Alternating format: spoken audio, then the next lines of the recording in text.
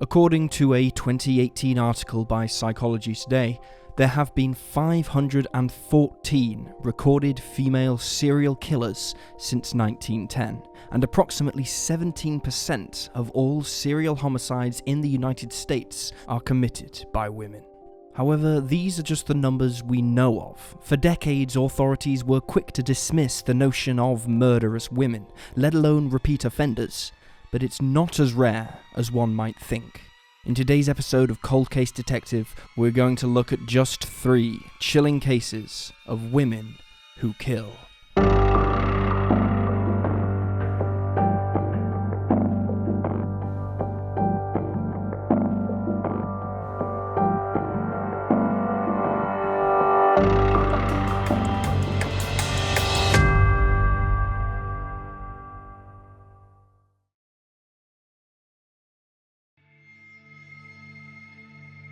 Juana Barraza. Born on December 27, 1957, in Apazayucan in Hidalgo, Mexico, Juana Barraza did not have the kind and nurturing environment one would expect a parent to provide their child with. Several accounts claim that her mother was a sex worker who birthed Juana at just 13 years of age and who was an abusive alcoholic, while her father was alleged to have fathered as many as 32 children. When Juana was 12 years old, her mother traded her to an older man for booze. It was at his hands that Juana suffered further trauma as he sexually abused her. By the age of 16, she had endured 2 miscarriages as a result of the ongoing abuse, and eventually she even birthed a son who later died at the age of 24 due to injuries he sustained in a mugging he'd been the victim of. Little else is known about Juana's early, tragic life, other than that she had a string of failed marriages that were often abusive, and which gave her 3 more children, 2 daughters and another son. By all accounts, Juana supported her family via minimum wage jobs, petty theft, and eventually home burglary, and was known to be illiterate. Most notably, Juana was known to work as a popcorn vendor at wrestling events. She was noted to be a huge fan of lucha libre, a form of Mexican professional wrestling famous for its use of mask-wearing fighters. She was often seen frequenting the front rows of arenas and even organized local wrestling events for small-town fiestas. She even attempted to craft her own career in wrestling, but was unsuccessful, as Juana only ever participated in small, amateur events. She went by the name of La Dama del Silencio, or the Lady of Silence, something which had stuck with her throughout her criminal career. When asked about why she chose this name, she told reporters, "I am quiet and I keep myself to myself." But for many, the Lady of Silence moniker has a disturbing connection to her crimes. In 2003, Mexico City saw a rise in the number of grisly crimes against elderly women. Although the public and media alike noticed the troubling stats, Mexican authorities were quick to dismiss this fear as media sensationalism, and so the cases continued to grow unchecked until 2005, when law enforcement finally began a thorough investigation into the crimes. The unidentified serial killer, dubbed Mata Vajitas, or the Little Old Lady Killer, was known to attack women over 60 years of age who lived alone. The victims were often strangled with things such as curtain cords, stockings, and telephone cables, although some were beaten. Several news articles online thought that Juana sexually defiled her victims, but this is not widely reported. The killer was also known to take valuable possessions on occasion, but often instead took trophy-like religious objects, such as Bibles and crucifixes.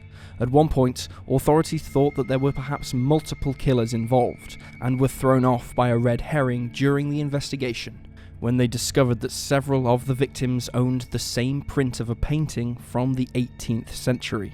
Thus, for a period of time, they were chasing down false leads. Mexican law enforcement agencies profiled that the killer was a man confused about his sexual identity and had likely been abused at the hands of his mother or grandmother, thus leading to the brutal nature of the crimes, which indicated a burning hatred for his victims. Authorities discerned the sexual identity crisis portion of that description from the fact that in November of 2005, witness statements emerged that described the killer as wearing women's clothing, but that the killer was large, short-haired, and a, quote, masculine-looking woman. This profile, teamed with the fact that authorities believed the killer was likely a transvestite male, perhaps because of their own prejudices against the idea of women being serial killers, led them to pulling in around 49 transvestite sex workers for questioning. This in turn caused much upset and outrage among the LGBTQ community and the media, with journalist Joe Tuckman of The Guardian describing the actions of law enforcement as ham-fisted. Then, 2 months later, authorities began to fingerprint unidentified bodies in the morgue, hoping it would lead to the identity of the serial killer who they believed had killed themselves. Strangely, authorities felt that if the killer was a woman, she would not have been able to shoulder the guilt of all the crimes she'd committed. Finally, in January of 2006, law enforcement made the breakthrough that they needed when a suspect was arrested fleeing the home of one of the latest victims. The victim was an 82-year-old woman who'd been strangled to death with a stethoscope. The elderly woman's lodger saw the killer leave just before stumbling over the deceased's body, and the suspect was detained by passing police and neighbours.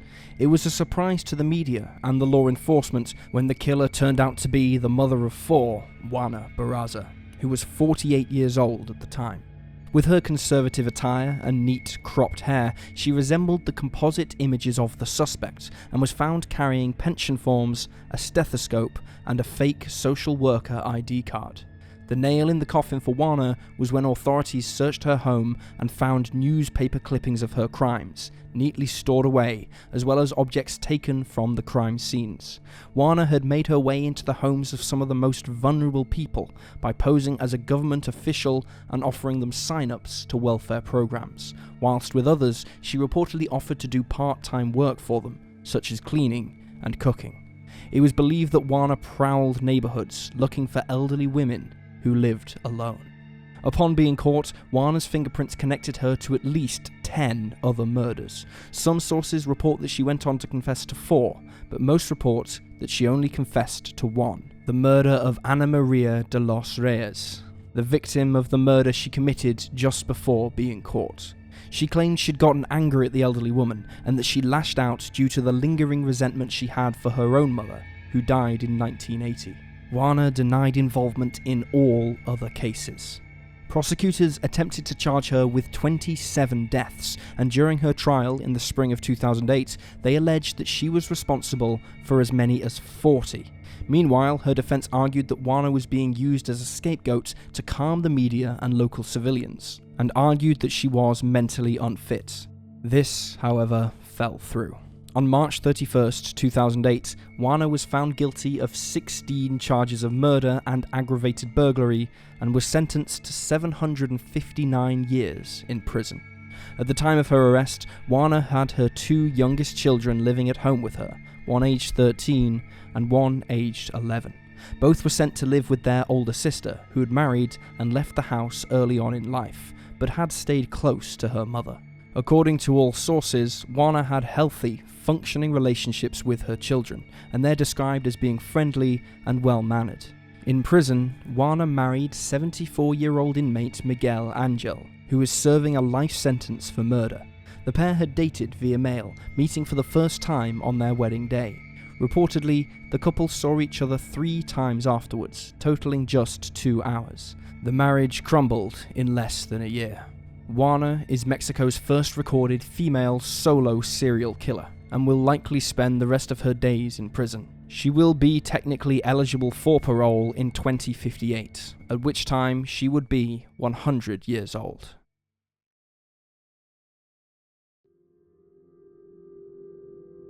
Estibaliz Carranza. Dubbed the Ice Cream Killer, or Ice Killer, Estibaliz Carranza was born on September 6, 1978 in Mexico, though she holds dual nationality for Mexico and Spain. An intelligent honor student, Estibaliz moved as a child to Spain and eventually moved herself to Germany, where she apparently learned the language within just 3 months. From there, the young woman moved to Austria, where she opened her own ice cream parlor establishment. It was here, in Vienna, at 22 years old, Estibaliz married 38-year-old Holger Holz following a short courtship. Estibaliz seemed to be fixated on settling down and starting a family of her own, but her fairy tale ending didn't come as she hoped. The relationship between her and her husband quickly disintegrated. Once the pair was married, Holger began to verbally abuse his wife and was described as lazy and uninterested in her. He quickly stopped sleeping with her and repeatedly told her that she was unattractive. Holger also became part of the Hare Krishna movement and apparently began spending the bulk of his time at a temple rather than at home with his wife. Disheartened with her marriage and eager to have a child, Estibaliz decided to take up a relationship with an ice cream machinery salesman named Manfred Hinterberger, who was 48 years old at the time. She divorced from her husband, but he refused to move out. So, when the relationship between Estibaliz and Manfred started to collapse, her ex had a front row seat to the show. Reportedly, in 2008, when Manfred left Estibaliz for another woman, her ex-husband took delight in this and told her that she'd never find another man. Holger was sitting at his computer desk when Estibaliz walked up behind him and shot him dead with his own handgun. She shot him twice, then a third time, just to be sure. According to her own memoirs, which were published in 2014, Estibaliz then tried to burn the body, but it remained mostly intact. The fire got so heated that the local fire brigade turned up at her door, but she managed to turn them away without being caught. Fearing being found out and having her chances at motherhood quashed, the then 30-year-old decided to purchase a chainsaw and spent time dismembering her ex-husband's body. She concealed his remains in empty ice cream pails from her store, which she then filled with concrete and stashed in the cellar of her shop. The disappearance of Holger Holz went unnoticed, and Estibaliz carried on with her life as if nothing had happened, still desperately seeking a man who would do right by her and the children she wanted. Shortly after this, Manfred Hinterberger appeared back on the scene. This time he came prepared with all the right things to say, begging Estibaliz to take him back and promising that he was ready to settle down and start a family. So the young woman agreed to rekindle their romance, but she found herself struggling to trust her new partner. In 2010, Estibaliz found nude photos and sexual texts from a woman on Manfred's phone, which spurred her into taking shooting lessons as well as researching concrete mixing. One night, the couple engaged in a heated argument about Manfred's inability to be faithful, but instead of resolving the argument, Manfred simply turned away from her in bed and fell asleep. Blinded by rage and likely desperation, Estibaliz shot her boyfriend to death. This time, however, she was prepared with plastic sheets set up for when she disposed of the body in the same way she had her previous husband. When curious neighbours asked what she was up to, the then 32-year-old woman simply told them it was a new ice cream machine in the parlour. Once more, Estibaliz's life returned to normal until 2011, when maintenance workers who were carrying out tasks in the cellar of her ice cream parlour noticed a foul smell wafting about the room. Although she had done her best to cover up the stench of decaying flesh with an abundance of air fresheners, Estibaliz couldn't quite eradicate it. One of the basement workers opened up one of the pails in the freezer and was shocked and traumatized when he found the rotting remains of a leg inside. Estibaliz wasted no time. She fled to Italy via taxi ride and was located in the apartment of a street musician who had possibly just dodged a bullet when Estibaliz was arrested.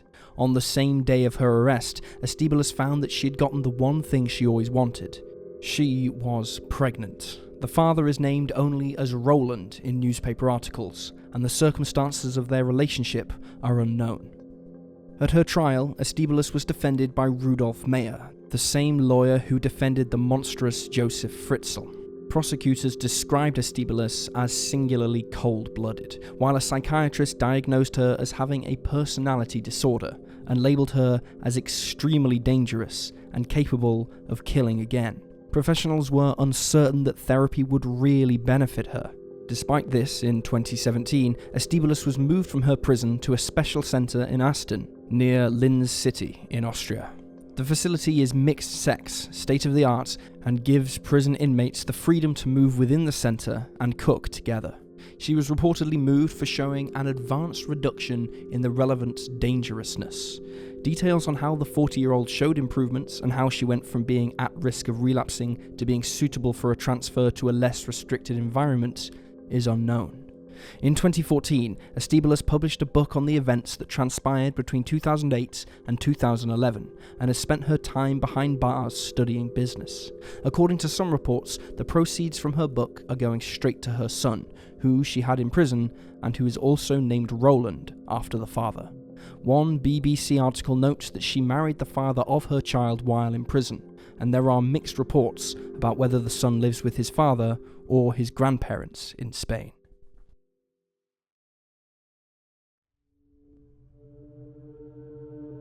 Belle Gunness. Brynhild Storseth, better known as Belle Gunness, was born on November 11th, 1858, in Selbu, Norway. She grew up in a poor family who were tenants on a small farm, and her early life in poverty is what fueled her later greed for wealth and the good life during adulthood.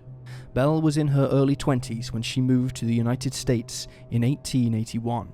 She spent some time working as a maid in Chicago, where she changed her name to Belle Peterson, before settling down with another Norwegian immigrant named Mads Sorensen in 1884.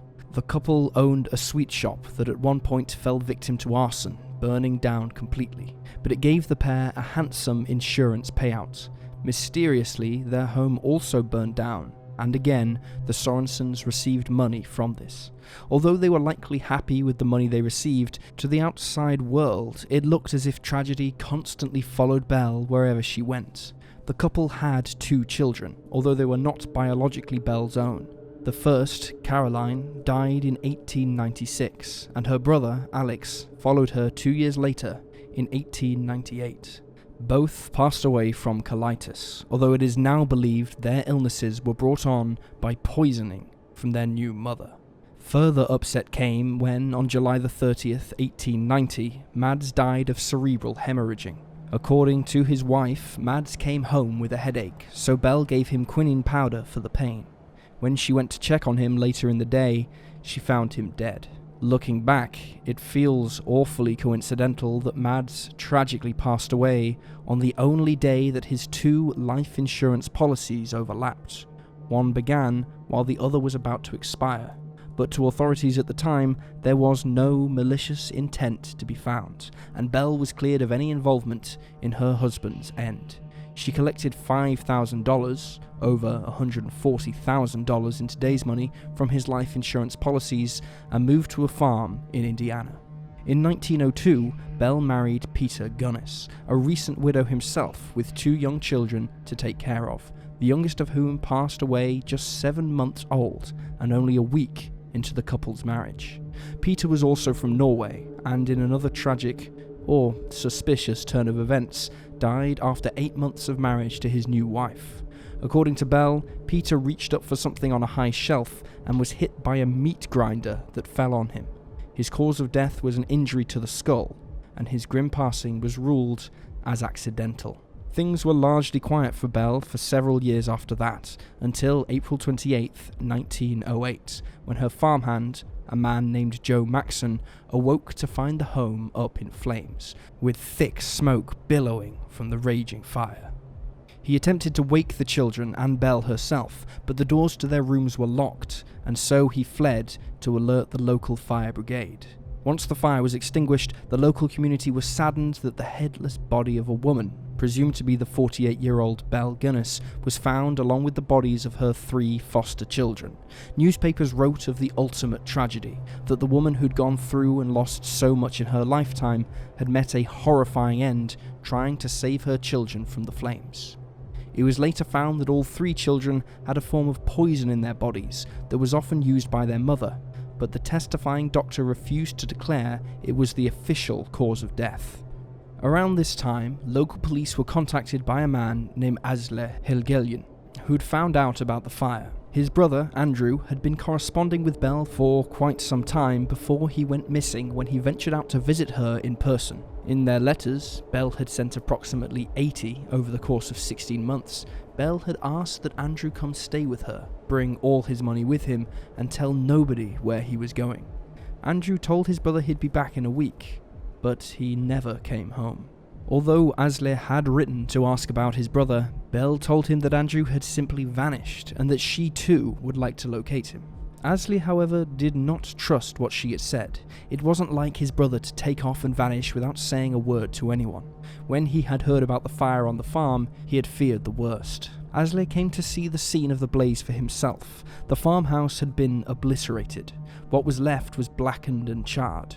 While investigating some dirt in the pigsty, however, he noticed some depressions in the mud, where, according to the farmhand, Belle had supposedly been depositing rubbish beneath the soil. Following a hunch, Asli dug up the earth, revealing a sack that contained human remains. 2 hands, 2 feet, and a head were inside. They belonged to Andrew. Around the farm there were dozens more depressions that hid sacks of human bodies, torsos, hands, arms, bones. The depressions were makeshift graves. The entire farm was a graveyard to dozens of bodies, each of which had been dismembered the same way, with the arms removed at the shoulders, the legs butchered at the knees, and the skulls showing gashes and blunt force trauma. Authorities on the scene lost count of the number of bodies they uncovered at the site of the fire. Despite the extensive media coverage that the remains attracted, the majority of the bodies still go unidentified to this day. One of the confirmed bodies was that of Jenny Olsen, Belle's teenage foster child. In late 1906, Belle had told neighbours that Jenny was off at university, which is why she hadn't been seen in a while. More recently, shortly before the fire, she had explained that Jenny was off on her wedding trip. Reportedly, many of the bodies found on the farm were Belle's step and foster children. She is not believed to have had any biological children in her lifetime. The bodies on the discovery of the farm led to local law enforcement and the media alike reassessing Belle's character. No longer was she a devoted mother who'd simply been dealt a poor hand in life. Now she was a serial killer, covering up her grisly crimes in the most gruesome fashion imaginable. While it has often been said that 40 bodies were found, modern researchers estimate that in actuality it was between 10 and 14 bodies that were found, possibly even more. In November of 1908, Ray Lamphere, Belle's 38-year-old former farmhand and on-again off-again lover, was convicted of arson in connection with the farm fire. A heavy drinker and gambler, Ray had been hired by Belle in August of 1907. His defense at the trial claimed that Belle was still alive. Ray reportedly later told law enforcement that Belle would put up adverts in Norwegian papers seeking male companionship, only to rob and kill the men who responded and visited her farm. Apparently, she even asked him to set fire to the house with the children inside and explained that she had faked her own death. Belle had gotten frightened by the idea of Asli coming to look for his brother, and so she had put a plan into motion. However, the couple had recently feuded. In the 6 weeks prior to the fire, Belle had issued 4 legal actions against her former farmhand. Ray was found guilty on 2 counts of trespassing, but Belle failed to have him declared insane or to get a peace bond to protect herself and her property. It's been theorized by online sleuths that Ray and Belle were partners in crime, carrying out the scheme together, but that Ray had grown jealous of Andrew and everything had spiraled out of control afterwards. Many believe that Belle considered Ray to be too poor to be an adequate suitor for herself. While there are some who believe that Belle died in the fire that day along with her foster children, many believe that she successfully faked her own death and lived out the rest of her days in another state, avoiding police detection. Much of this idea comes from the fact that although Belle's scheme earned her the modern-day equivalent to tens of thousands of dollars per kill, there was only $700 left in her bank account following the fire. It's also been reported that on the 27th of April 1908, the day before the fire, Belle kept her children home from school and bought kerosene. Not only this, but she apparently also visited her lawyer to have her will written up and told anyone who would listen she was afraid that Ray would kill her and burn her house down. Also, neighbours and locals at the time noted that the body in the fire seemed particularly small, too small to be that of Belle Gunness, who was a tall, broad woman and weighed over 250 pounds. She was reportedly only identified on May 19, 1908 by her dental bridges, which many have speculated she could have removed and thrown into the fire. There is little speculation about who the headless woman in the fire could be if it wasn't Belle, but it has been postulated that perhaps it could have been a woman Belle had been seen with days earlier, or maybe a newly hired housekeeper.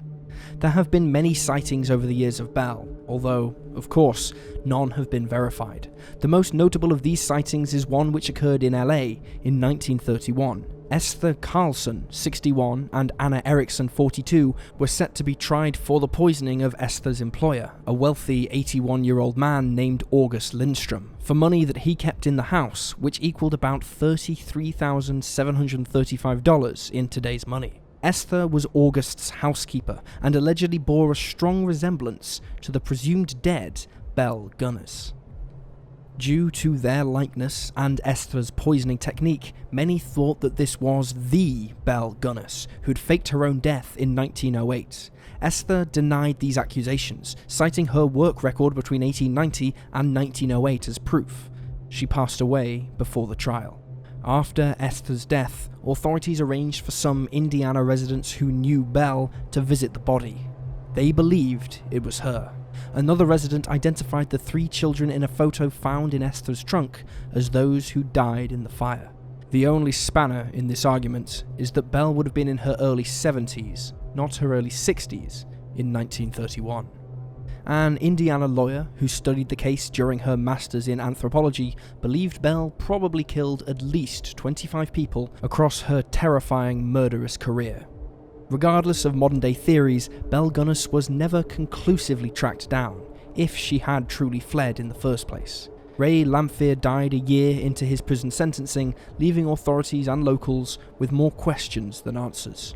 Recent DNA tests have been performed on the body left in the fire, but due to the sample of Belle's DNA being too degraded as it came in the form of an envelope, the results have come back as inconclusive.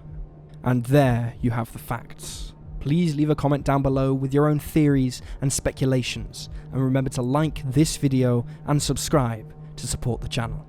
If you're still hungry for true crime content, you can check out the Cold Case Detective podcast, which is published every Monday on Spotify, iTunes, RSS feed, and Google Podcasts, and a week later here on YouTube. Thank you for watching. Stay alert, stay safe, and I'll see you next time.